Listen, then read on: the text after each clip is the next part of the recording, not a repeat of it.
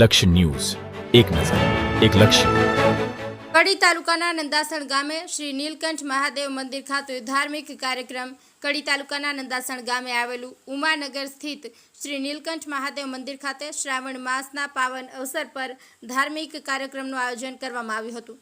શનિવાર તારીખ 23 ઓગસ્ટ 2025ના રોજ મંદિર ખાતે શ્રાવણ માસ હવન વિધિ યોજાઈ હતી. સાંજે 6 વાગ્યે શ્રીફળ હોમીને મંદિરના શિખર ઉપર શ્રી નીલકંઠ મહાદેવની ધજા ચડાવવાની વિધિ ભક્તિભાવ સાથે પૂર્ણ કરવામાં આવી હતી. ધજા વિધિ બાદ મહાદેવની આરતી કરવામાં આવી હતી. આ પાવન પ્રસંગે મોટી સંખ્યામાં ગામના ભક્તોએ ઉપસ્થિત રહીને આરતીનો લાભ લીધો હતો તથા પ્રસાદ ગ્રહણ કરી પાવન બન્યા હતા. ભક્તિમય વાતાવરણમાં કાર્યક્રમ સફળતાપૂર્વક યોજાયો હતો. કનુભાઈ પટેલ, કડી. આજના શનિવારી અમાસના દિવસે શ્રાવણ મહિનો પૂર્ણ થતો આજે ઉમાનગર ગામે જે દર વર્ષની જેમ છેલ્લા 27 વર્ષથી આ ઉમાનગર ગામમાં નીલકંઠ મહાદેવના દર શ્રાવણ માસમાં 1.25 લાખ બિલીપત્ર ચડાવવામાં આવે છે. જે પ્રથમ દિવસથી અમાસ સુધી અંદાજે 1.25 લાખ બિલીપત્ર ઉપર ચડાવવામાં આવે છે અને અમાસના દિવસે સમસ્ત ગ્રામજનો દ્વારા એક લઘુરુદ્ર યજ્ઞનું આયોજન કરવામાં આવે છે. તેમાં ગામના યુવા વર્ગ તેમજ વડીલો, માતાઓ, બહેનો ઉત્સાહપૂર્વક ભાગ લઈને આજે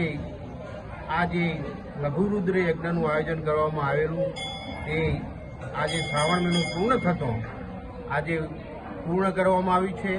તેમજ આ ઉમાનગર ગામમાં જે યુવાનોનો આજે હવનમાં પણ ખૂબ સિંહ ફાળો રહ્યો છે.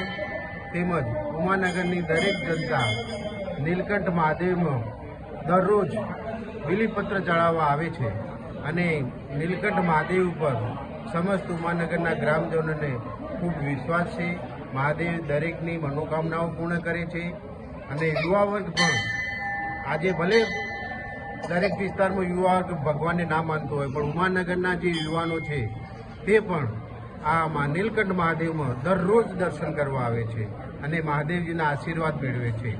અને આજે જે લઘુરુદ્ર યજ્ઞ કરવામાં આવ્યો તેમાં પણ આ જે યુવાનો છે એમને પણ ખૂબ સિંહ ફાળો આપી અને યજ્ઞ પૂર્ણ કરવામાં આવ્યો. તેમજ આ યજ્ઞમાં દર વર્ષે નીલકંઠ મહાદેવની ધજા બદલવામાં આવે છે અને આ જે ધજાનો ચઢાવો છે તે દર વર્ષે સારામાં સારો ચઢાવો થાય છે અને શિવ ભક્તો આ ધજાના ચઢાવવાનો લાભ લે છે.